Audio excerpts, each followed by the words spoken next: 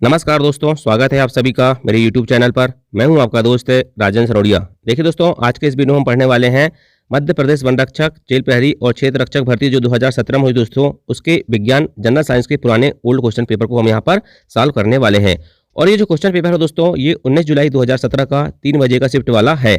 बहुत ही important question है दोस्तों, एग्जाम में आने की संभावना भी बहुत ज़्यादा रहती है। ठीक है, क्वेश्चन रिपीट होने की, और यदि क्वेश्चन रिपीट भी नहीं होंगे तो हम पूरे कॉन्सेप्ट के साथ उस क्वेश्चन को पढ़ते हैं। ठीक है, जिससे दोस्तों अगर उस कॉन्सेप्ट से अगर कोई भी क्वेश्चन आने वाले एग्जाम में पूछा जाएगा तो हमसे वह निश्चित रूप से बनेगा। ठीक है, चलिए शुरुआत करते हैं बिना वक्त गवाए।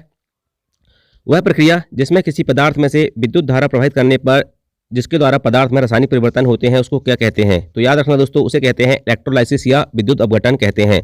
मान के चलिए दोस्तों, ये एक पात्र है, इसमें क्या रखा है? आपका पानी रखा हुआ है। क्या रखा हुआ? पानी रखा हुआ है। इसमें आपने विद्युत प्रवाहित किए, मतलब इलेक्ट्रिसिटी को आपने फ्लो किया, तो क्या होगा दोस्तों? जो जल होगा ना, वो हाइड्रोजन और ऑक्सीजन में विघटित हो जाता है। किसमें विघटित हो जाता है? हाइड्रोजन और ऑक्सीजन में विघटित हो जाता है। मतलब दोस्तों जल क्या होता है? H2 होता है ना, तो H2 का हो जाता है दोस्तों हाइड्रोजन और ऑक्सीजन में विघटित हो जाता है। इसी प्रोसेस को क्या कहते हैं? विद्युत अपघटन कहते हैं, इलेक्ट्रोलाइसिस कहते हैं। ठीक है, तो आप समझ गए ना विद्युत अपघटन क्या होता है? यदि किसी भी पदार्थ में दोस्तों विद्युत धारा प्रवाहित होती है तो उसमें रासायनिक परिवर्तन होता है, तो उसे क्या कहते हैं? विद्युत अपघटन कहते हैं। ठीक है, ये लिखा हुआ है दोस्तों। ठीक है, आप इसे पढ़ते रहना। ठीक, मैं PDF सनोडिया 91 पे सेंड कर दूंगा। क्वेश्चन नंबर 2 है, बड़ी आंत क्या अवशोषित करती है? ठीक है, तो देखिए दोस्तों, बड़ी आंत जो है जल अवशोषित करती है। मैंने दोस्तों आपको जब मनुष्य का पाचन तंत्र पढ़ा रहा था तब आपको बताया था कि भोजन मुंह से जाता है और कहाँ तक जाता है? लास्ट तक बहुत सारे प्रोसेस से होकर गुजरता है। ठीक है, अंतर्ग्रहण होता है, पाचन होता है, स्वांगीकरण होता है, ठीक है, मल परित्याग होता है। ये सारे प्रोसेस मैंने आपको बताया था। ठीक है, तो देखिए दोस्तों, बड़ी आंत होती है, छोटी आंत होती है। ठीक है, छोटी आंत होती है, बड़ी आंत होती है। छोटी आंत को दोस्तों क्षुद्रांत भी कहते हैं। क्या कहते हैं? छोटी आंत को क्षुद्रांत कहते हैं, और बड़ी आंत को दोस्तों बृहदांत कहते हैं। क्या कहते हैं? बृहदांत कहते हैं, बृहदांत कहते हैं। ठीक है, ये सारे कॉन्सेप्ट आपको पता होना चाहिए कि छोटी आंत को क्षुद्रांत भी कहते हैं। तो जो बड़ी आंत होती है दोस्तों, वहां पर जल और खनिज लवण का अवशोषण होता है। किसका अवशोषण होता है? जल और खनिज लवण का अवशोषण होता है। अगर मैं आपसे पूछूं कि लार में कौन सा एंजाइम पाया जाता है, तो याद रखना दोस्तों, लार में एमाइलेज व टाइलिन एंजाइम पाया जाता है। अगर मैं आपसे पूछूं कि टाइलिन जो है दोस्तों या एमाइलेज जो है दोस्तों स्टार्च को किसमें परिवर्तित करता है, तो याद रखना दोस्तों, स्टार्च को मंड भी कहते हैं। स्टार्च को शर्करा में परिवर्तित करता है टाइलिन या एमाइलेज। अगर आपसे पूछा जाए दोस्तों कि मुंह से अमाशय तक भोजन किसके द्वारा ले जाया जाता है, तो याद रखना ग्रसिका या इसोफेगस के द्वारा ले जाया जाता है। अच्छा दोस्तों, ये पूछा जाए कि आहार नाल का सबसे लंबा भाग कौन सा है, तो याद रखना छोटी आंत जो है दोस्तों आहार नाल का सबसे लंबा भाग है, जिसे क्षुद्रांत भी कहते हैं। अच्छा दोस्तों, अगर आपसे पूछा जाए कि कार्बोहाइड्रेट, वसा और प्रोटीन का पूरा पाचन कहाँ होता है, तो छोटी आंत में होता है। कहाँ होता है? छोटी आंत में होता है। अच्छा, पित्त रस कहाँ से निकलता है, तो याद रखना पित्त रस यकृत से निकलता है, लीवर से निकलता है। अच्छा, आपसे पूछा जाए कि छोटी आंत के आंतरिक स्तर पर अनेक अंगुली जैसे प्रवर्ध होते हैं, उन्हें क्या कहा जाता है, तो उन्हें दीर्घरोम कहा जाता है। अच्छा, ये पूछा जाए कि भोजन का पाचन कहाँ से प्रारंभ होता है, तो याद रखना दोस्तों, भोजन का पाचन मुंह से प्रारंभ हो जाता है। कहां से? मुंह से प्रारंभ हो जाता है। और ये सारे फैक्ट दोस्तों विभिन्न परीक्षाओं में एक क्वेश्चन के रूप में पूछे गए हैं। ठीक है, देखिए दोस्तों, यदि कोई व्यक्ति की मृत्यु हो जाती है ना, तो हम यकृत से पता करते हैं कि उस व्यक्ति की मृत्यु काहे से हुई है? जहर से हुई है। मतलब यदि किसी भी व्यक्ति की मृत्यु जो होती है जहर से होती है तो यकृत प्रभावित होता है। ठीक है, पीलिया में दोस्तों याद रखना, पीलिया एक रोग होता है, इसमें यकृत अंग प्रभावित होता है, लीवर प्रभावित होता है। भोजन का सर्वाधिक अवशोषण पाचन कहाँ पर होता है दोस्तों, तो याद रखना छोटी आंत में ही होता है। और बड़ी आंत में दोस्तों पाचन की कोई क्रिया नहीं होती है, केवल जल और खनिज लवण का क्या होता है, वहां पर अवशोषण होता है। छोटी आंत और बड़ी आंत का जो जोड़ होता है दोस्तों, उसको सीकम कहते हैं। ठीक है, और सीकम के आगे अंगूठेदार संरचना को क्या कहा जाता है? अपेंडिक्स कहा जाता है। अब देखिए दोस्तों, स्पीड तो थोड़ा मुझे बढ़ाना ही पड़ेगा। आप सोचोगे कि मैं धीरे धीरे पढ़ाऊं, ठीक है, तो आपका सिलेबस कवर नहीं होगा।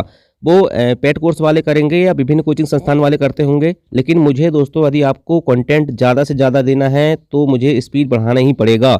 नहीं तो मैं छोटे छोटे क्वेश्चनों को 4-4 घंटे 3-3 घंटे वीडियो बनाऊंगा तो फिर आपको बहुत समस्या होगी, कोर्स कंप्लीट नहीं होगा भाई। ठीक है, और जितना पढ़ोगे आपके लिए उतना ही ज़्यादा फायदेमंद होगा। आपके पास जितना ज़्यादा कंटेंट होगा दोस्तों, आप जितने ज़्यादा MCQ और फैक्ट से गुजरोगे, ठीक है, आपके लिए उतनी ही ज़्यादा बेनिफिशियल रहेगा। ठीक है, लाभदायक रहेगा। नेक्स्ट क्वेश्चन है, गुरुत्व के कारण चंद्रमा की सतह पर त्वरण होता है। सिंपल सा क्वेश्चन है, कुछ नहीं है। देखिए, दो वस्तुओं के बीच लगने वाले बल को क्या कहते हैं? गुरुत्वाकर्षण कहते हैं। अगर दोस्तों दो पिंड में से एक पिंड पृथ्वी हो, क्या हो? एक पिंड पृथ्वी हो दोस्तों, तो उसे गुरुत्व कहते हैं।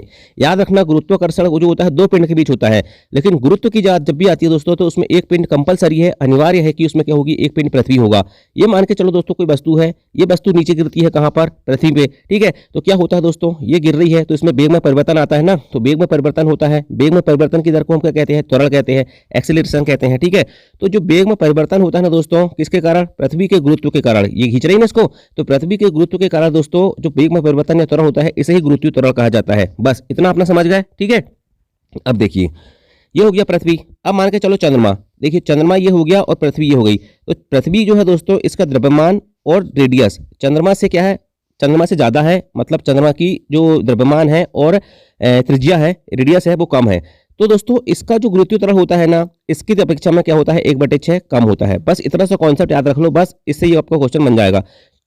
द्रव्यमान कम है भाई चंद्रमा का, त्रिज्या भी कम है, तो सिंपल सी जाहिर सी बात है कि वो उसका गुरुत्वीय त्वरण क्या होगा? थोड़ा कम ही होगा, ठीक है। तो क्या होता है दोस्तों, पृथ्वी की सतह के निकट 1/6 गुना। मान के चलो दोस्तों, अगर पृथ्वी में जो गुरुत्वीय त्वरण का मान है, मान के चलो 30 है, तो चंद्रमा पर कितना हो जाएगा? 30 गुणित 1/6 हो जाएगा, मतलब 6 पंचे 30, 5 हो जाएगा। 1/6 होता है। सिंपल सा समझने के लिए आपको ये कॉन्सेप्ट याद करना पड़ेगा। ये लिख दिया हूं मैंने, आप सब समझ लेना, पढ़ लेना, ठीक है। देखिए गुरुत्वीय त्वरण होता है, ठीक है, जी से नोट करते हैं। जी का मान 9.8 मीटर प्रति सेकंड स्क्वायर होता है, ठीक। मैं ये सब बता चुका हूँ पहले, है ना। और ये सब लिखा हुआ है, आपको पढ़ना है, ठीक है। पीडीएफ आपको सनोडिया 91 में मिल जाएगी। बाकी मैंने समझा दिया हूँ, और आपको पढ़ने के लिए दोस्तों ये मैंने एक चिपका दिया हूँ स्क्रीनशॉट लेके कि आप पढ़ लेना, ठीक है। यदि आपके पास समय होगा तो आप इसको सनोडिया 91 में पीडीएफ डालूंगा मैं, उससे आप पढ़ लेना, ठीक है। नेक्स्ट क्वेश्चन है, जब हम समुद्र तल से पर्वत के शिखर तक जाते हैं तो दाब किस प्रकार परिवर्तित होता है? सिंपल सी बात है दोस्तों, दाब बराबर होता है बल बटे क्षेत्रफल। क्या होता है? दाब बराबर बल बटे क्षेत्रफल। दाब बराबर बल बटे क्षेत्रफल, ठीक है। दाब बराबर बल बटे क्षेत्रफल। बल किसका लगेगा भाई? वायु का लगेगा। क्षेत्रफल किसका होगा? जहां पर वो फैली हुई होती है, ठीक है। तो देखिए वायु दाब की बात जब करेंगे तो बल वायु के कारण लगेगी। और आपको पता है दोस्तों, जो वायु होती है वो यदि हल्की है तो ऊपर उड़ जाती है, ठीक है, और भारी होती है तो कहाँ आती है? नीचे आ जाती है। तो दबाव कहाँ रहेगा? नीचे, ज्यादा नीचे रहेगा ना, ऊपर क्या रहेगा? दबाव कम रहेगा। इसलिए दोस्तों याद रखना, जैसे जैसे हम पृथ्वी की सतह से ऊपर जाते हैं वायु दाब क्या होता है? कम होता है, घटता जाता है। देखिए कम होता है वायु दाब। मैंने बताया ना कि जो भारी वायु होती है, ठीक है, मतलब ठंडी वायु जो होती है वो नीचे रहती है, आपको पता होगा, और गर्म वायु कहाँ रहती है? ऊपर उठती है, ठीक है। इसलिए दोस्तों नीचे कहाँ ज्यादा भारी वायु नीचे रहेगी तो वायु दाब नीचे ज्यादा रहेगा ना। ऊपर जैसे जैसे जाएंगे दोस्तों तो हल्की गैस मिलेंगी, गर्म गैस मिलेंगी, इसलिए दोस्तों वायु दाब कम हो जाता है, ठीक है। चलिए देखिए, ऊंचाई के साथ वायु दाब कम होता है, घटता है। वायुमंडलीय दाब का ऐसा ही मात्रक बार होता है, एक बार बराबर 10 की घात 5 न्यूटन प्रति मीटर स्क्वायर होता है। वायुमंडलीय दाब का मात्रक जो होता है, वायुमंडलीय दाब को बैरोमीटर से नापते हैं दोस्तों। अगर बैरोमीटर का जो पाठ्यांक है दोस्तों एकाएक नीचे गिरेगा तो आंधी आएगी, धीरे धीरे नीचे गिरेगा तो वर्षा होगी, और धीरे धीरे ऊपर जाएगा तो मौसम साफ होगा या दिन साफ रहेगा। अच्छा, पहाड़ों पर खाना बनाने में कठिनाई होती है, वायुयान में यात्री के फाउंटेन पेन से स्याही बाहर आती है, ऊंचाई में जाने पर सांस लेने में कठिनाई होती है। ये सब दोस्तों किसके कारण होता है? वायु दाब के कम होने के कारण होता है। सभी द्रवों का जो क्वथनांक होता है दोस्तों याद रखना, दाब बढ़ाने पर बढ़ जाता है। बहुत ही इंपॉर्टेंट क्वेश्चन है दोस्तों, सभी द्रवों का क्वथनांक दाब बढ़ाने पर बढ़ जाता है। दाब बढ़ाने पर बढ़ जाता है। प्रेशर कुकर, क्या प्रेशर कुकर आप समझ गए होंगे कि उसमें क्या होता है? दाब बढ़ता है इसलिए क्वथनांक क्या होता है? बढ़ जाता है, इसलिए दाल जल्दी गल जाती है। चलिए नेक्स्ट क्वेश्चन देखते हैं, ईस्ट का उपयोग किसके उत्पादन में होता है? सिंपल सी बात है भाई, ईस्ट का उपयोग होता है किण्वन प्रोसेस, आपने सुना होगा ना, अल्कोहल मतलब क्या होता है? शराब के उत्पादन में दोस्तों ईस्ट का उपयोग किया जाता है, ठीक है। आपने देखा होगा दोस्तों, जो कच्ची शराब होती है ना, यदि आप क्षेत्रीय ग्रामीण क्षेत्रों से बिलोंग करते होंगे तो आपको ने देखा होगा, ठीक है, किसी महुआ को सड़ाते हैं, ठीक है, वही किण्वन होता है, ठीक है। तो किण्वन में दोस्तों ईस्ट द्वारा क्या होता है? ग्लूकोज का अपूर्ण ऑक्सीकरण होता है अवायवीय स्थिति में, मतलब वायु नहीं रहती उसमें, वायु अनुपस्थिति रहती है, ठीक है। इसलिए देखा होगा आपने, आपको ज़्यादा नहीं बताऊंगा मैं, हालांकि मैं जंगल में घूमता हूँ तो मैं सब देखता हूँ, तो वहाँ पर वायु की मात्रा नहीं रहती है, ठीक है। बिना वायु के उसको क्या होता है? उसको ढांक दिया जाता है, ठीक है। तो अपूर्ण ऑक्सीकरण होता है, और इसी स्थिति में दोस्तों क्या होता है? याद रखना, सिंपल सा आप तो याद रखो कि किण्वन की प्रक्रिया के माध्यम से ईस्ट जो होता है दोस्तों शर्करा को किसमें परिवर्तित कर देता है? कार्बन डाइऑक्साइड और एल्कोहल में परिवर्तित कर देता है। इसमें कार्बन डाइऑक्साइड CO2 और एल्कोहल में परिवर्तित कर देता है। ये किण्वन की प्रोसेस होती है भाई। बाकी जो जितने भी चीज़ लिखी हुई है सब आपको पढ़ना है, मैंने आपको डिटेल जब पढ़ा रहा था तब आपको समझाया था, ठीक है। आपको तो ये रखना है कि ईस्ट शर्करा को कार्बन डाइऑक्साइड और एल्कोहल में परिवर्तित करता है, इस प्रक्रिया को किण्वन कहते हैं, ठीक। ये क्वेश्चन भी पूछा जाता है। स्तनियों में मादा द्वितीयक लैंगिक लक्षण कौन से हार्मोन द्वारा विकसित होते हैं? सिंपल सी बात है यार भाई, देखिए मादा का पूछा है, ठीक है, तो याद रखना मादा में एस्ट्रोजन या प्रोजेस्टेरोन होता है, ठीक है, एस्ट्रोजन या प्रोजेस्टेरोन होता है, बस इतना सा आपको पता होना चाहिए। देखिए नर में क्या होता है? नर में जो होता है दोस्तों टेस्ट बस याद रख लेना, टेस्ट मतलब नर। टेस्ट मैच को खेलता है, टेस्ट मैच तो ऐसे आज के समय में अब महिला टीम भी खेलती है और पुरुष टीम भी खेलती है, लेकिन टेस्ट में ज्यादातर ये सोचना दोस्तों कि नर खेलते हैं, ठीक है, टेस्टोस्टेरोन, ठीक है, टेस्टोस्टेरोन हार्मोन दोस्तों नर में होता है, वृषण द्वारा स्रावित होता है, और मादा में दोस्तों एस्ट्रोजन और प्रोजेस्टेरोन हार्मोन स्रावित होता है अंडाशय द्वारा, ठीक है। तो याद रखना ये क्वेश्चन बहुत ही मोस्ट इंपॉर्टेंट है। वृषण द्वारा अंडाशय, वृषण द्वारा जो है दोस्तों नर में टेस्टोस्टेरोन हार्मोन और मादा में दोस्तों एस्ट्रोजन या प्रोजेस्टेरोन हार्मोन अंडाशय द्वारा निकलता है। नेक्स्ट क्वेश्चन है, एक दूरी क्या हो सकती है। देखिए दोस्तों, एक दूरी सदैव धनात्मक होती है। दूरी और विस्थापन क्या होता है, देखिए मान के चलो ये कोई पिंड है, ये यहाँ पर एक दो कोई जगह है दोस्तों, है ना, ये जगह है, ठीक है। अगर दोस्तों मैंने कहा कि आप जाइए कहाँ, ये है मान के चलो गांव ए, ये है गांव बी, ठीक है। मैंने कहा गांव ए से बी तक जाओ, तो ये गए आप, ठीक है, तो ये हो गई दूरी, ठीक है। अगर दोस्तों ये गई दूरी और आपको कहे कि ए से बी तक जाओ और बी से ए तक जाओ, तो आपने कितनी दूरी चले, ये x है दोनों के बीच की दूरी, तो गए और आए तो ये कितनी हो गई 2x हो गई, ठीक है। कितनी दूरी चले आपने 2x चले। अगर आप यहाँ से कहीं भी निकल गए तो ये दूरी हमेशा पॉजिटिव होगी। लेकिन विस्थापन क्या होता है, देखिए अगर विस्थापन है दोस्तों ये और बी है, ठीक है, ये है x दोनों के बीच की दूरी और ये ए हो गया, ये बी हो गया। विस्थापन दोनों याद रखना ये दिशा में काम करता है, पहली चीज तो। दूसरी तो दोस्तों ये धनात्मक भी हो सकता है, ऋणात्मक भी हो सकता है और शून्य भी हो सकता है। कैसे होता है देखो बताता हूँ मैं आपको, है ना। यहां से गए आप, ठीक है, तो ये विस्थापन x है, ठीक है। अगर दोस्तों ये धनात्मक हो गया, अगर मैंने कहा कि यहाँ पर कोई बल लगाया और ये कुछ भी नहीं गई, तो ये मान चलो यहाँ कोई वस्तु है और इसमें अगर बल लगाया जाए तो ये कुछ भी आगे नहीं सरकी, जैसे दीवार पे लगाएंगे तो वहाँ पर वह जो विस्थापन होगा ऋणात्मक हो जाएगा, ठीक है। और शून्य कैसे होगा, मान के चलो यहाँ से आप गए, यहाँ बी तक गए और बी से ए में आ गए, तो यहाँ पर दोस्तों क्या हो जाएगा, विस्थापन शून्य हो जाता है, ठीक है, समझ गए। यदि धनात्मक क्या होगा, जैसे मान के चलो यहाँ से आप तक यहाँ तक गए तो ये धनात्मक। ऋणात्मक क्या होगा, यहाँ पर आपने बल लगाया, दीवार पे बल लगाया, वो आगे नहीं सरकी तो आपको ऋणात्मक हो जाएगा। और शून्य, आप यहाँ से यहाँ तक गए और उसी स्थिति में आ गए तो विस्थापन शून्य हो जाता है। लेकिन दूरी कितनी हो जाएगी, यदि आप यहाँ से यहाँ तक गए और यहाँ से यहाँ तक वापिस आए, ठीक है, तो दूरी x + x 2x हो जाती है, ठीक है। इसलिए दूरी हमेशा याद रखना सदैव धनात्मक होती है, ठीक है। ये लिखा हुआ है सब भाई, पढ़ लेना, है ना। दूरी क्या होती है, दूरी अदिश राशि होती है, दूरी सदिश राशि होती है, दूरी धनात्मक होती है और ये ऋणात्मक, धनात्मक और शून्य कुछ भी हो सकता है, विस्थापन डिस्प्लेसमेंट, ठीक है। चलिए नेक्स्ट क्वेश्चन देखते हैं भाई। स्थिर विद्युत क्या है, सिंपल सी बात है दोस्तों, स्थिर विद्युत, सिंपल लिखा हुआ, नामे में लिखा हुआ, स्थिर विद्युत क्या होता है, प्रवाहित नहीं होती है। विद्युत स्थिर है, क्या है, विद्युत स्थिर है तो प्रवाहित होगी क्या, नहीं होगी। कैसे होगी, देखिए दोस्तों, जब हम कोई वस्तु को आपस में रगड़ते हैं ना, तो क्या होता है दोस्तों, उसमें आवेश आ जाता है। क्या जाता है, हाथ को आपस में रगड़ते हैं तो क्या हो जाता है, आवेश आ जाता है ना घर्षण से, तो वही होता है घर्षण विद्युत होता है, ठीक है। तो घर्षण से प्राप्त आवेश को दोस्तों एक ही जगह पर स्थित हो तो उसे स्थिर विद्युत कहते हैं, सिंपल सी बात है। और उसमें प्रवाहित नहीं होता, फ्लोशन नहीं होता है, फ्लो नहीं होती है, ठीक है। चलिए नेक्स्ट क्वेश्चन, निम्न में से कौन सा नेत्रहीन छात्र द्वारा अम्लीय क्षार सूचक के रूप में उपयोग किया जा सकता है। सूचक क्या होते हैं दोस्तों, आपको पता होगा, सूचक वो चीज होती है जिसको अम्ल या क्षार में डालते हैं तो वो उसको बता देता है कि ये अम्ल है कि ये क्षार है, ठीक है। तो देखिए नेत्रहीन मतलब दोस्तों जिसकी आंखें नहीं है, मतलब एक है ब्लाइंड की बात कर रहे हैं, ठीक है।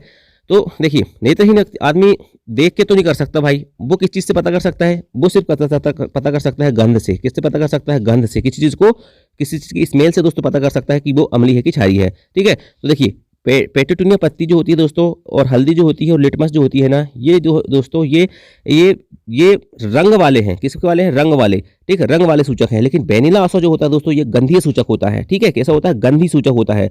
अम्ल या क्षार में डालते हैं तो इसमें गंध आती है या गंध नहीं आती है, ठीक है। देखिए आगे समझाता हूँ आपको।